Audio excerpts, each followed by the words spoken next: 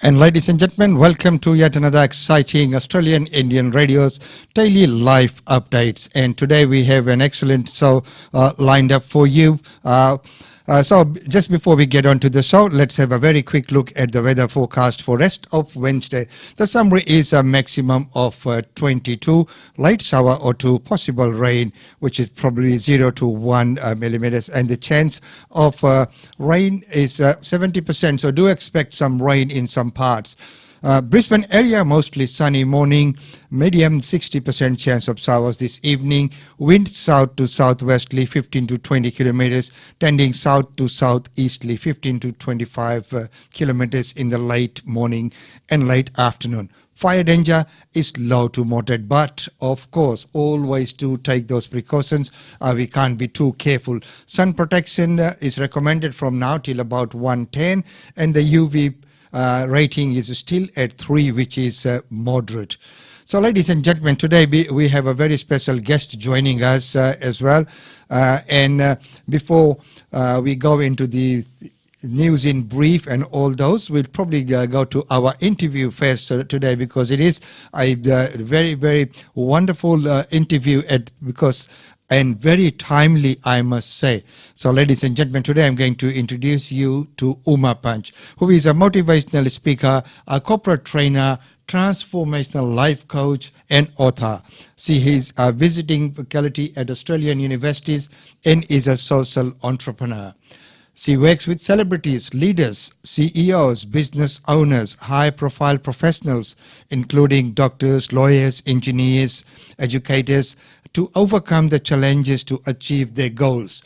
So, in fact, so what she is doing is training the trainers, as they say. So, she is the winner of 4 awards from Australia, which includes the Bell Paul Memorial Prize, highest academic achieve award, and the Dux Award for 6.77 GPA. She is also the winner of the Entrepreneur Award for her positive contribution to society.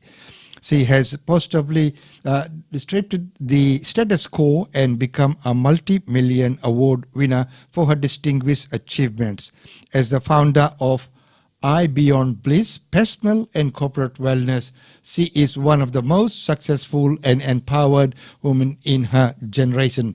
She is a visionary and change maker who is driven to positively impact the world. She is based in Sydney and travels around the world, inspiring many people. I don't know how she finds all the time to do all the things that she does out there. So, ladies and gentlemen, it gives me great pleasure today to welcome into the studios live with us today, Uma Panch. Uma, welcome to the show. Thank you so much, Umesh. That was very kind of you. Thank you so much. So moving on, as we know, the topic that we have chosen is a very, very timely topic as well, and it is something which is happening right now. People are getting back to work. Things are turning normal, as they want to say, and that is what we will probably cover about that. But you formed and you've been the founder of I Beyond Bliss Personal and Corporate Wellness. Could you tell us a little bit about that? Sure.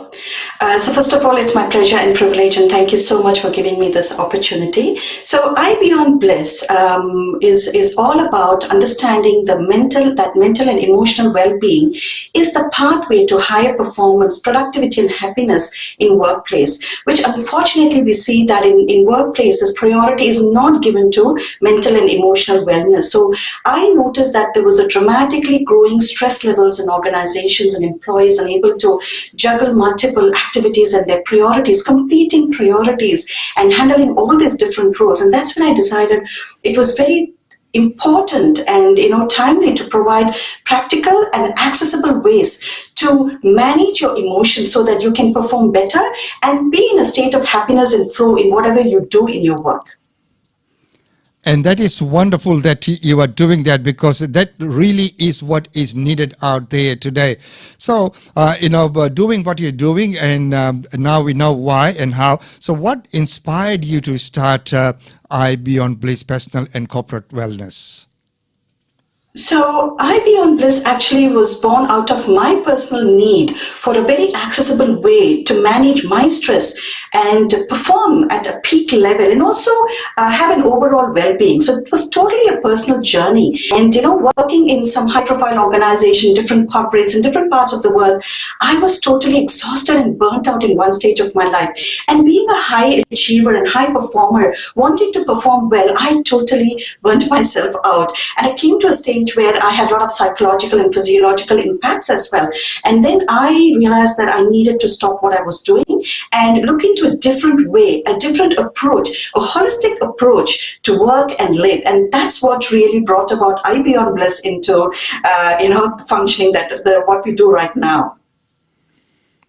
And isn't that wonderful that something that went in your personal life inspired you to start this and help so many others who might be going through that similar situations and scenarios. And now, as we know that corporate leaders and executives are always under a lot of pressure because they have so much to deliver. There's so much that lies on their shoulders. So how have you been able to assist them? Okay, there are two reasons why what happens in organizations where they're under constant pressure. One is the lack of, I'm generalizing this, it's not that every organization does this, and in some cases, mostly is that where there's a lack of congruence in values, expectations, standards, and what the employees are expected of. And having a culture wherein which mental and emotional wellness is not prioritized. So under such circumstances, what happens is the employees are finding it difficult to manage themselves.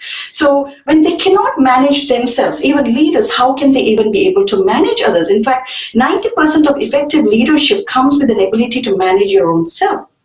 So what I do in these cases is I introduce employees into a concept called mindfulness. And actually mindfulness is what really changed my life. Apart from other, research and science-based modules and frameworks and structures that I've implemented in my life, like positive psychology, deep state repatterning, neuro-linguistic programming, mindfulness is the key. So I train employees in organization to adapt to a mindful lifestyle. So mindfulness is where you are able to improve your cognitive performance, your intelligence. It enhances the parts of your brains that is responsible for executive functioning and also emotional regulation. And in doing so, we are able to be in the present moment. The whole stress and pressure comes from the fact of, juggling multiple tasks and being split between your future and the past, the worries, the concerns, the regrets, and, things like this. So when we train people to focus on the present moment, like in this present moment, I'm 100% devoted. My attention is with you doing this interview. Imagine if I was thinking about what could happen in the next couple of hours. I have another training at 11 o'clock. A corporate training. If I'm sitting and wondering what am I going to do there, and then what went happen yesterday, I'm going to have a split attention. Then I'm not going to be able to really provide value to my audience here and to you. So the key here is to be able to be in the present moment and function at your maximum capacity. That's when the pressure is taken off.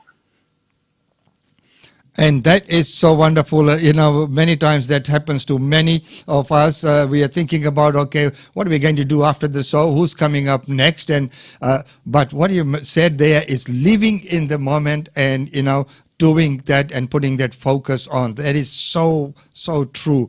So motivating a team can be challenging, Often people can handle a lot of tasks themselves, but they cannot, convince or motivate a team. And then many times they are unable to get others to do what they are able to do.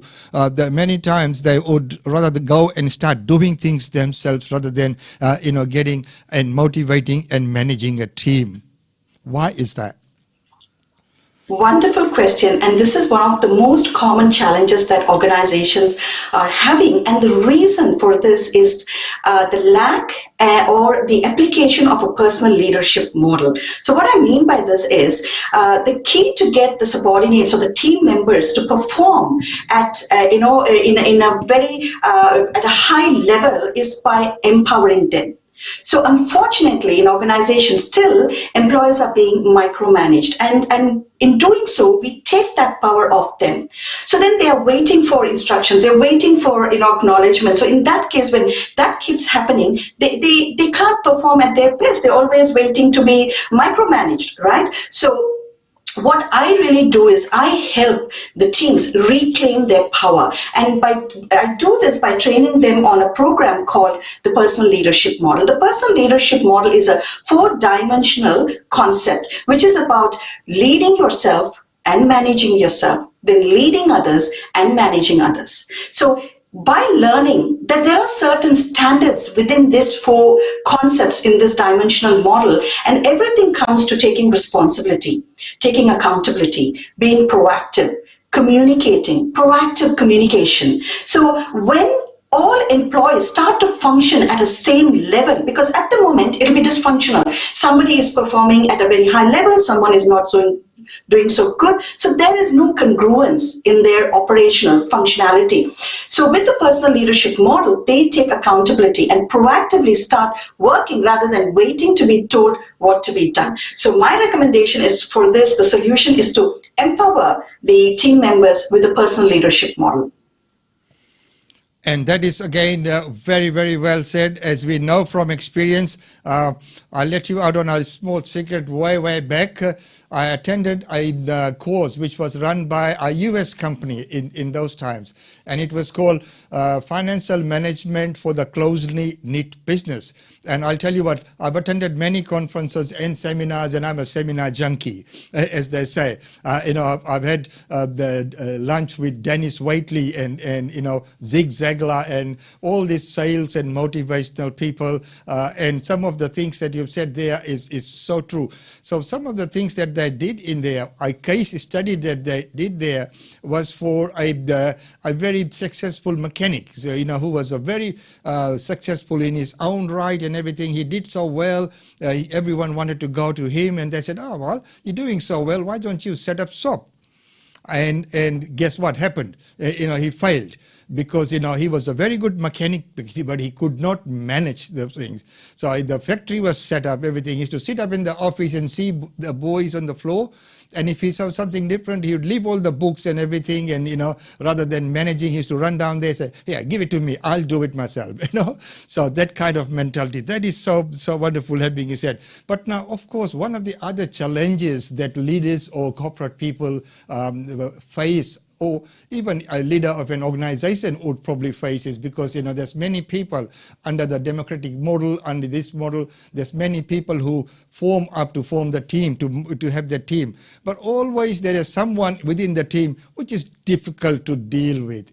You might have some people who are very good, but then you will always have one or two who are very difficult to deal with. So I know this could be another topic on a seminar on its own, dealing with difficult people. So how and what is your tips on that? Wonderful. Umesh, another very, very interesting question, and I love your questions. You're literally bringing the best out of me, I must say. So thank you so much for asking all this fantabulous question, and I'm pretty much confident that our audience are really enjoying this and they're going to take away some key learnings from here. So now coming to this, first question that the leaders must be asking is, why is this team member difficult, or why is he or she disruptive? Now, a disruptive employee can impact the morale, the confidence, and the behavior of other people as well. Right? It can be a toxic environment. And many people, I know many employees that I work with in organizations, they have quit jobs because they feel it's so toxic. I cannot survive in this environment anymore. So now, as we know, attrition is quite high, especially when in hospitalities, because I teach hospitality, tourism, and business subjects as well. And there's a lot of attrition in these sort of industries, and it is a big cost to the employer, because training and getting a new employee is more expensive as compared to retaining an employee.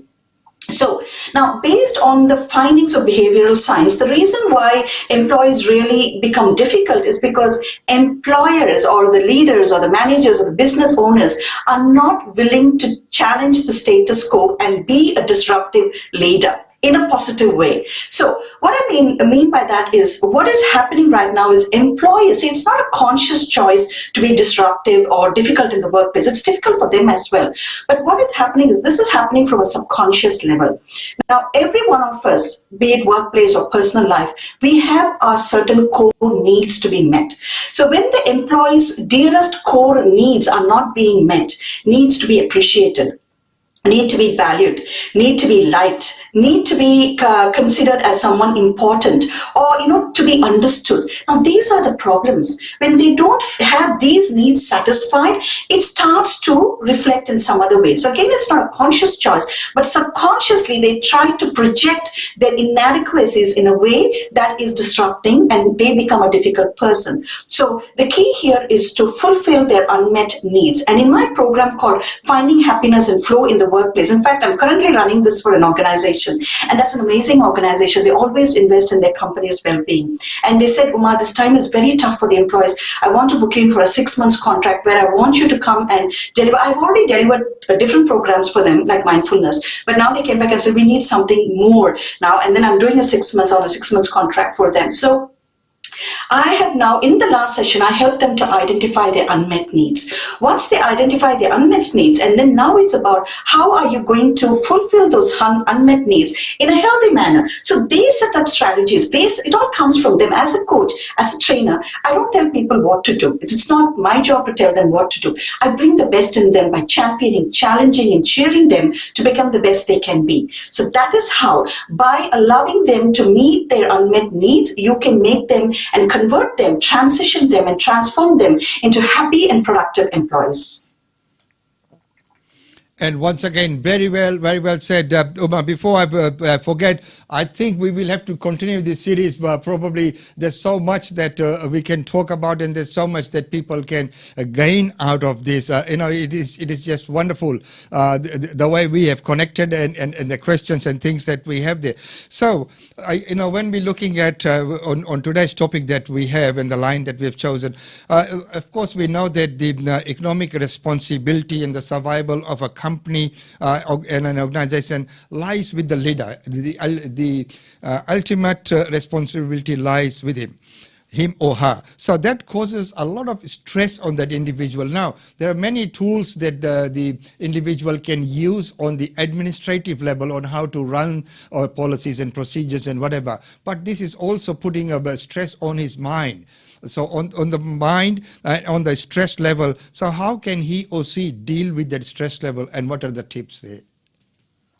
Brilliant, Ramesh, and thank you for bringing all this up, because it's really when leaders feel heard, because that's what people want to be heard. They want to be understood, and this is something that you're bringing about to show that we are, they're going to be heard from the challenges that they're going through. So this stress is enormous for them, because the responsibility to create and sustain, a financially thriving business is very, very hard. And and what it leads to is stress and anxiety and overwhelm. And according to a survey recently that I studied, 80% of the surveyed leaders mentioned that workplace stress is their biggest cause of stress. In fact, the World Health Organization has quoted this to be the epidemic of the 21st century. And burnt out syndrome has been included as one of the diagnoses. And it is really very serious. And we need to be aware of this problem, that mental and emotional well-being is really taking a big chunk of this leaders' performance, even because they feel so stressed.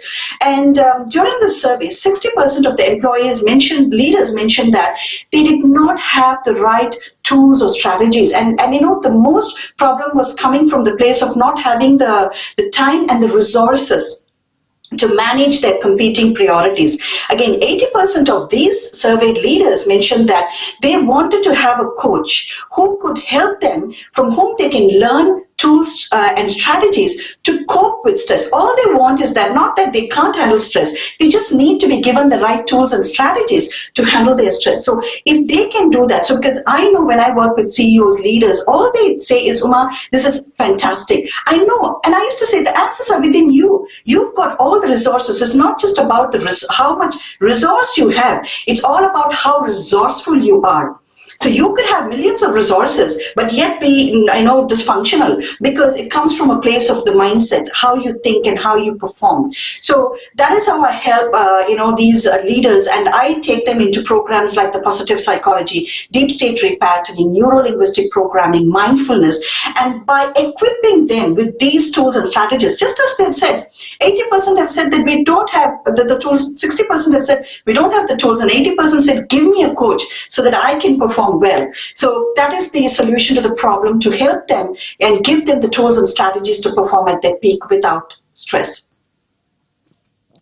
And once again, you have rightfully said there that people do need a coach in life. So without a coach, it is very, very hard. If you look at even the old ancient Indian traditional way as well, they always had a guru to guide them.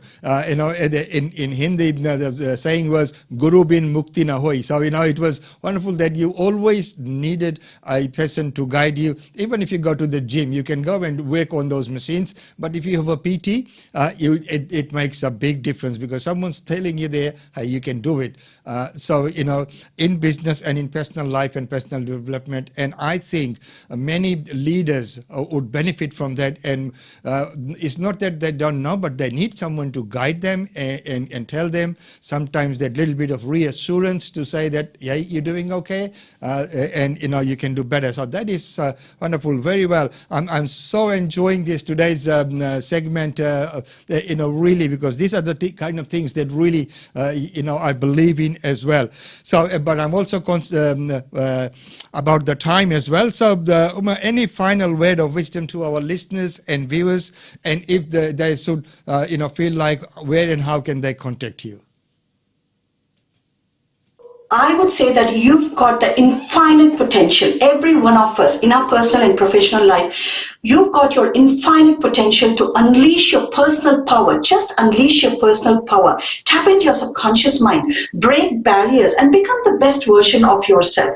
If not now, when? And if not you, who? And one of my very favorite and very, profound quote is, be the change you want to see in the world. This is by Mahatma Gandhi. And Mahatma Gandhi is one of my idols. So be the change that you want to be. That's wonderful that you've said that. Emailing me at hello.ibeyondbliss, personal and corporate wellness. This is the business social enterprise I run. So i.beyondbliss@gmail.com is the email address. And you can find me on Facebook and all the social media platforms, on YouTube. I do give a lot of free resources that people can use. And do reach me out if you'd like to have a training or a coaching done for your leaders. This is an amazing journey. So Uma, once again, thank you so much for coming on the show. And to all our listeners, if anyone needs the contact details, please do contact us from our office, and we will make sure that you connect with Uma and get in touch with that. So once again, thank you so much for being on the show. Yes, thank you so much, Umesh, and it's such a privilege and pleasure. Thank you so much again. Just one final word. I am offering a free webinar for all the audience who are willing to take up a personal wellness. So feel free to reach out to me. Thank you very much. So there you are, ladies and gentlemen, a very, very wonderful segment there with Uma, and I think we will get her back on the show, because this is just so wonderful to see all the things that she's saying and doing. And I think in today's day and time, this is what is actually needed for each and every one of us. Be that community organization that you're leading, be it your corporate organization that you are leading, or even a family that you are leading. So, all these techniques and keys can be used in all that. So, ladies and gentlemen, right now, let's take a quick commercial break. Globenet reality 1989 से लेकर अब तक का विश्वसनीय और माननीय Brisbane का real estate agent है। उषा चंद्रा, जो कि ग्लोबनेट की डायरेक्टर है, अपने ग्राहकों को ईमानदार और एथिक सर्विसेज देती हैं। अगर आप ब्रिस्बेन की प्रॉपर्टी में पूंजी लगाना चाहते हैं और आप चाहते हैं कि आपकी प्रॉपर्टी को प्रोफेशनली मैनेज किया जाए, तो आप आज ही कांटेक्ट कीजिए उषा चंद्रा को। लैंडलाइन नंबर है 38654466 और मोबाइल नंबर है 0419775416, और आप प्रॉपर्टी की अधिक जानकारी और करंट अपडेट्स के लिए हमारी वेबसाइट पे लॉगिन कर सकते हैं। हमारी वेबसाइट है www.globenetreality.com.au। ग्लोबनेट रियलिटी आपका अपना लोकल रियल एस्टेट एजेंट है। हमारा पता है ग्लोबनेट reality, shop number 5, 2281 Sandgate Road, Bundal, Queensland.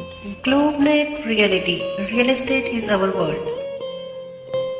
And it sure is. Well, ladies and gentlemen, now in today's segment, let's quickly have a look at the confirmed cases of coronavirus. So in Queensland, the numbers are 1,068 with a recovery of 1,055 recorded deaths in Queensland, 6.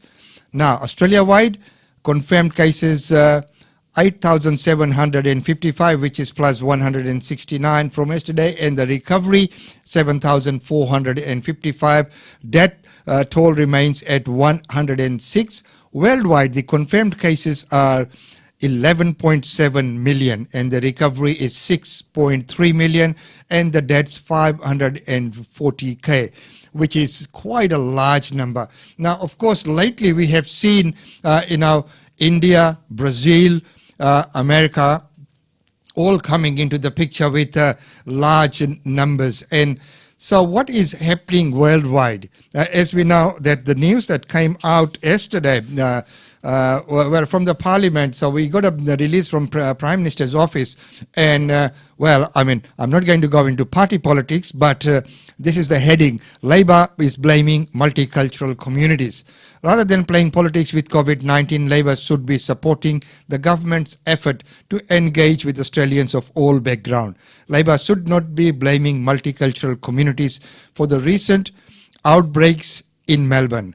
This is nothing to do with the ethnicity, and what is wrong for Labor to suggest this? We have had outbreaks stem from weddings in Barossa and people returning from overseas holidays. None of these involved multicultural communities. Sydney is as just multicultural as Melbourne, yet has had no recent outbreaks. So these are the kind of things that's coming. And of course, one of the news that came out was that New Zealand is now going to restrict some of the flights, especially some from India. And if we go to our neighboring country, Fiji, there's been 2 reported cases and linked to India there as well. But before we go into that, let's take a very, very quick look at Brazil, as we know what's been happening there.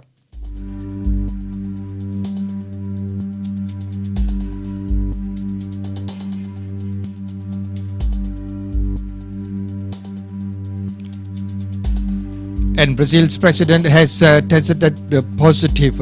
So, before he had rejected a lot of social distancing claims and said, oh, no, this is just not right. But now he has been, diagnosed and he's tested positive. Let's hear from him. On live television, standing less than a meter away from a group of reporters, Brazil's president, Jair Bolsonaro, made a surprise announcement. Do resultado. The result turned out to be Ele positive. acabou de dar positivo. Deu positivo, então. Deu positivo. Yes, it's positive. Bolsonaro went on to explain that he began feeling symptoms of COVID-19 this past Sunday.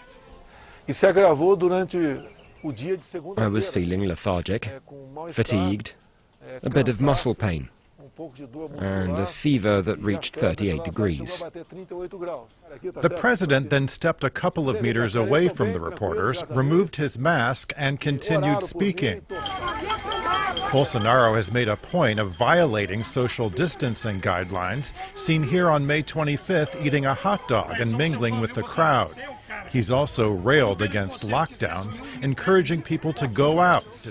So that's the news coming out of Brazil. As we know, he was very vocal previously and saying that, he was always running down all the talks and all what people were saying. But right now he's got it. Now, as I mentioned about Fiji, let's take a very, very quick look. I'm also mindful of the time. So let's take a very quick look at what's happening in Fiji with those coronavirus cases. Earlier alluded to, we are here again for another COVID update, and I introduce you to the head of health protection, Dr. Alicia Salkan. And like the other 2 cases, she had been in Chennai, India, where she accompanied her husband who was undergoing treatment for some medical condition.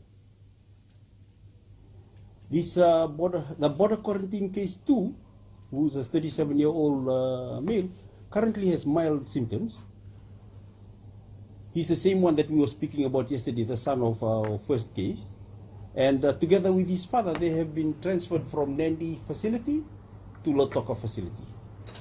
The reason they've been transferred to the Lautoka hospital is only because the dad has some pre-existing conditions, a medical condition, and he's of an advanced age. So this is mostly a precautionary measure. Our border quarantine case 3, the 36-year-old female of COVID-19 while in the quarantine facility. Her test was positive this morning in the Fiji CDC.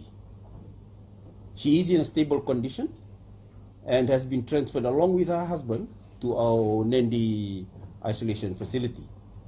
Her husband will be tested today, and tomorrow we should be getting some results.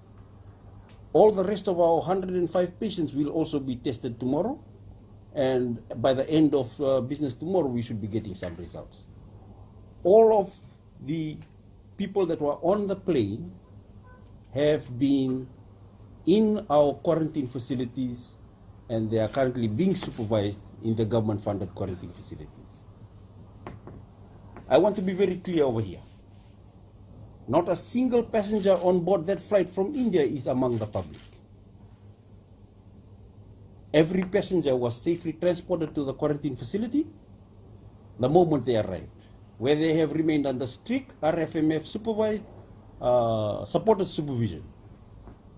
Every passenger has only engaged with medical staff who are wearing proper PPE or protective equipment. The flight crew that flew with them are no longer in the country. Today marks 80 days since our last case outside of a border quarantine facility was reported. As highlighted yesterday, the cases of COVID-19 are accelerating worldwide.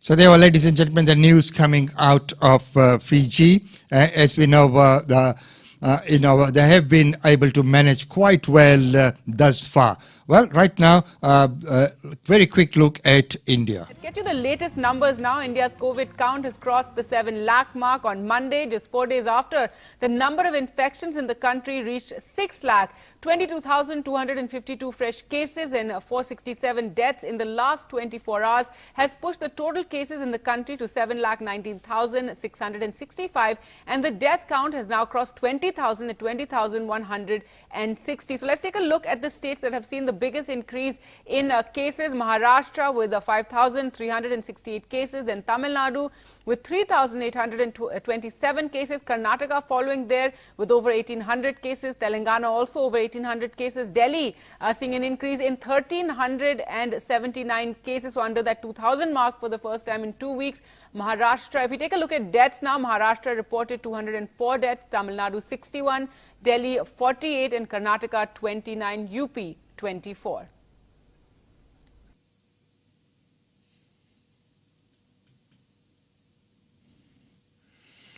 So there were, ladies and gentlemen, the numbers and the figures coming out of India there as well. So right now, we'll leave you with a message from the Premier for today. Our Good to Go campaign is working really, really well. In fact, we've seen an uptake of people having bookings right across Queensland.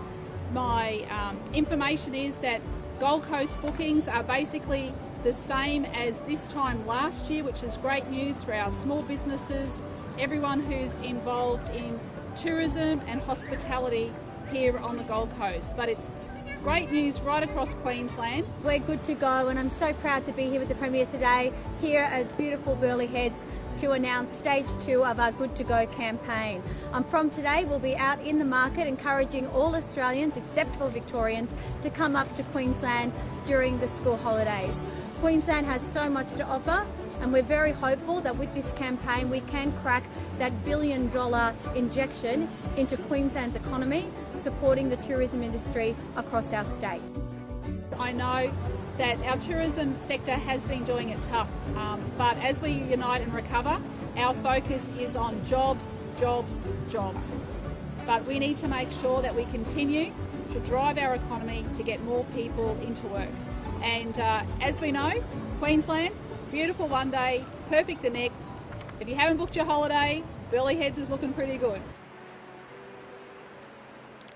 And as the Premier said, perfect one day and perfect the other day. So it's wonderful to see that. But once again, Queensland is open, but, we always need to take that precaution as well. It is, wonderful that people are getting back slowly, but ladies and gentlemen, once again, just a word of precaution. Please do take care. And if you don't really have to, don't go out into big public places. We know that lots of functions have sort of starting to emerge once again. You would have seen by the number of invites coming through. And of course, if you do go to functions and events, please be very careful as well. And if it is not absolutely necessary, try and still maintain those social distancing and, of course, those hygiene measures. So, ladies and gentlemen, it's been wonderful having your company. And until next time, it's goodbye from me.